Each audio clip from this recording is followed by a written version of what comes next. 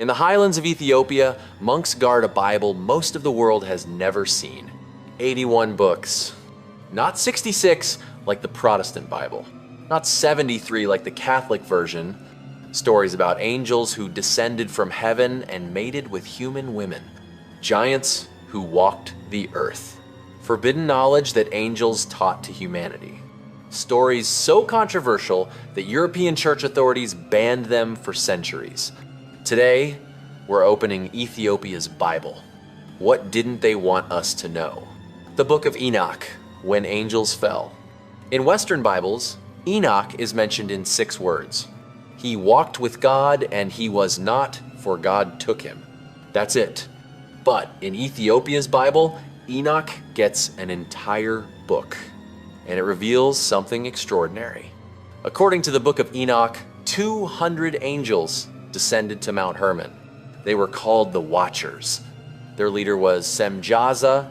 They made a pact to take human wives. The text gives us their names. Semjaza, Azazel, Armoros, Barakil, Kokabil. From these unions, children were born. The Nephilim, giants. The text describes them as beings of immense size and strength. They devoured the harvests of humanity. When food ran out, they began eating people. Then they turned on each other. The earth became violent, corrupted, stained with blood. But the fallen angels didn't just create giants. They taught humanity forbidden knowledge. Azazel taught men to make weapons of war. He taught women cosmetics and seduction. Semjaza taught magic and herbalism. Barakil taught astrology. Kokabil taught the constellations. Knowledge of the heavens. Knowledge of war. Knowledge of vanity. All forbidden. This knowledge, according to Enoch, corrupted humanity. God commanded the archangels to intervene. The giants were destroyed in a great flood. The fallen angels were bound in valleys of the earth, imprisoned until the day of judgment. This is the story Western Bibles don't tell. In Protestant and Catholic traditions, Enoch is apocryphal, not divinely inspired. But in Ethiopia, it's scripture. Read in churches, studied by theologians. Why was it excluded elsewhere? The Book of Jubilees, rewriting Genesis. The Book of Jubilees rewrites Genesis. It takes familiar stories and adds details found nowhere else. Jubilees divides history into periods of 49 years. Each period is a jubilee. The book presents itself as revelation given to Moses on Mount Sinai. An angel dictates the entire history of the world. But Jubilees doesn't just retell Genesis. It adds laws and explanations. Why do Jews observe the Sabbath? Genesis says God rested on the 7th day. Jubilees says angels in heaven were already observing it before humanity existed. The Sabbath is a cosmic law. The book also rewrites Abraham's story. In Genesis, Abraham is called by God. In Jubilees, Abraham burns down his father's house of idols. He argues against worshiping wood and stone. He's a theological rebel who reasoned his way to monotheism. Jubilees adds apocalyptic details too. After the flood, demons were bound. But their leader, Mastema, pleaded with God. He asked that 1/10 remain free to test humanity. God agreed. This is spiritual warfare theology. Humanity caught between divine and demonic powers.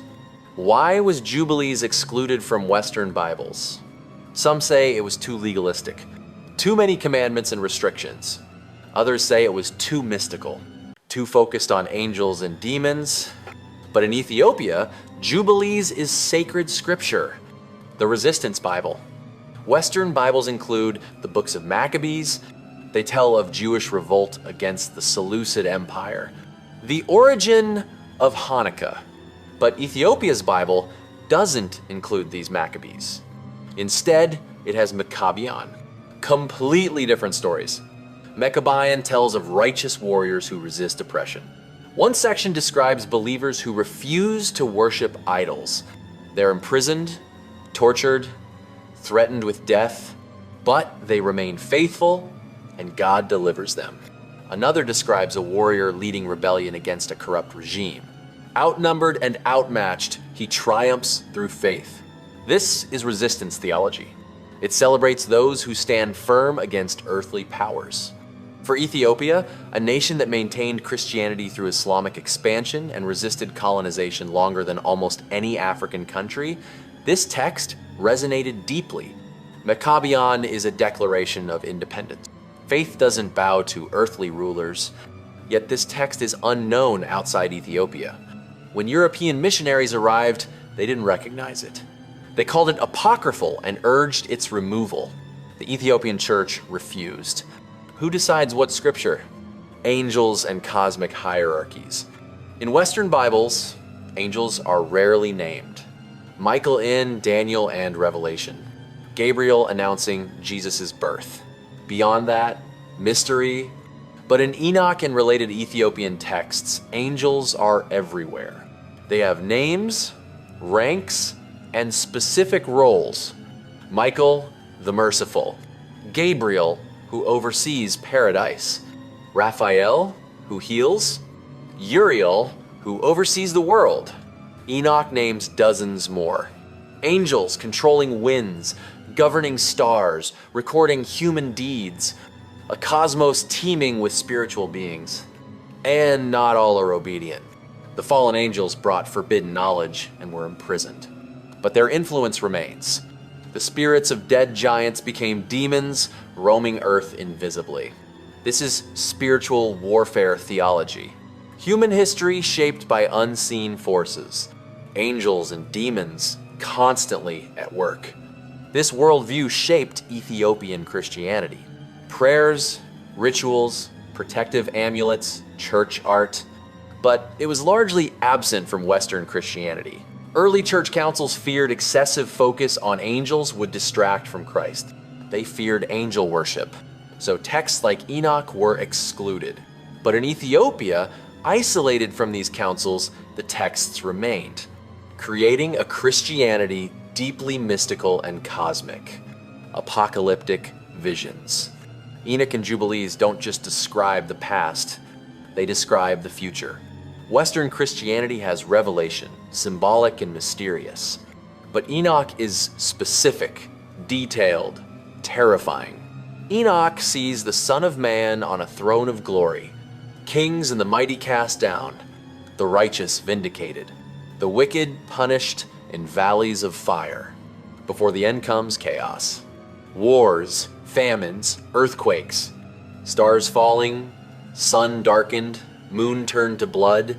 These images appear in the Gospels and Revelation, but they appear first in Enoch. Enoch describes fallen angels bound and tormented, begging for mercy. God's judgment, final and irreversible. Jubilees describes history moving in cycles. Every 49 years, a chapter in God's plan. In the final Jubilee, earth will be renewed. Sin removed, death abolished, humanity living in peace forever.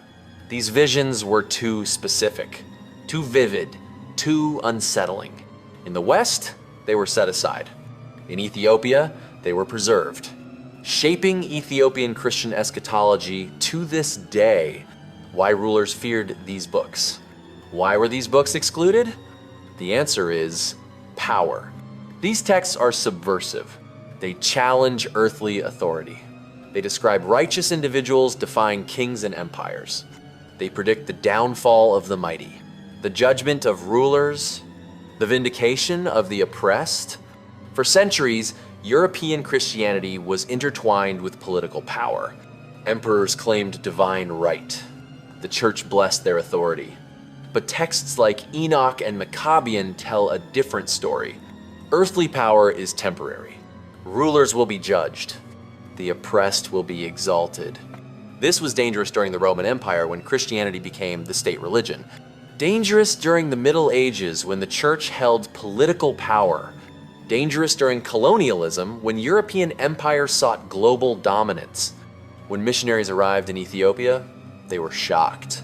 Ethiopian Christians had unrecognized books and unfamiliar practices. They tried to correct, Ethiopian Christianity, but the Ethiopian church resisted. For centuries, Ethiopia developed independently. Its leaders saw no reason to change. In fact, they argued their texts were older, more authentic, and they had evidence. The Book of Enoch is quoted in the New Testament. Jude verse 14 quotes Enoch directly.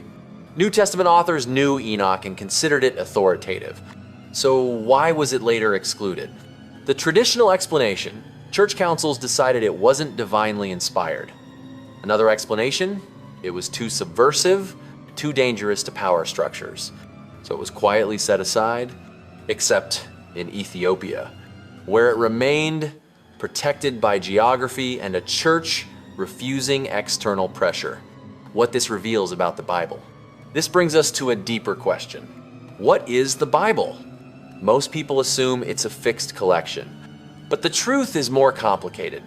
The Protestant Bible has 66 books, Catholic has 73, Orthodox has 76, Ethiopian has 81. Which one is correct? The answer depends on who you ask. But here's the key point. The canon wasn't decided by divine revelation. It was decided by councils, bishops, theologians, by people. In the 4th century, church leaders debated which books to include. They considered tradition, theology, practicality, and they made decisions, but not everyone agreed. Different regions had different traditions. And over time, these differences solidified. The Ethiopian canon is one of those traditions. It's not more correct than the Catholic canon, not less authentic than the Protestant canon. It reflects a particular community's understanding of Scripture. And it challenges us to ask, if the canon isn't fixed, if different Christians have different Bibles, what does that mean? It means the Bible is, in some sense, a human creation. Not fabricated, but curated.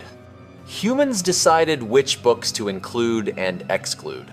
And those decisions were influenced by theology, politics, culture, and power. The Ethiopian Bible reminds us there isn't one Bible. There are many Bibles, each telling us something about the community that created it. The legacy today. Today, the Book of Enoch has sparked renewed scholarly interest. Ancient fragments were found among the Dead Sea Scrolls. This proves Enoch was known and read in ancient Judaism. It wasn't just an Ethiopian curiosity. It was part of the wider religious landscape. Its exclusion from most Bibles was a historical choice, not theological inevitability. The same for Jubilees. Fragments found in the Dead Sea Scrolls show ancient Jewish communities read it. It influenced early Christian theology more than many realize. These texts are valuable windows into ancient beliefs. They help us understand how early Jews and Christians thought about angels, demons, prophecy, and end times. They show that the theology we consider mainstream today is just one branch of a much larger tree. The Ethiopian Orthodox Church is one of the largest Christian denominations in the world. Millions read Enoch and Jubilees as scripture. Millions find meaning, guidance, and hope in these texts. Their faith is no less legitimate than any other Christian tradition. Some argue Ethiopian Christianity preserves elements of the early church lost elsewhere. Its Sabbath observance, dietary laws, mystical theology. If so, then the Ethiopian Bible isn't a deviation from orthodoxy. It's a preservation of it. Reflection. What do we learn from Ethiopia's Bible? We learn that history is not fixed. The stories we're told depend on who's telling them. The books we consider authoritative were chosen by people with their own biases and agendas. We learn that exclusion is a form of power. When texts are banned, it's often because they threaten someone. The Book of Enoch wasn't excluded because it was false. It was excluded because it was dangerous. We learn that Christianity is far more diverse than most realize. There are traditions, practices, and texts hidden from view, not because they're heretical, but because they don't fit the narrative we've been taught. And we learn that the search for truth requires humility. It requires admitting we don't have all the answers, that there are perspectives we haven't considered, books we haven't read, Ethiopia's Bible isn't a threat to faith.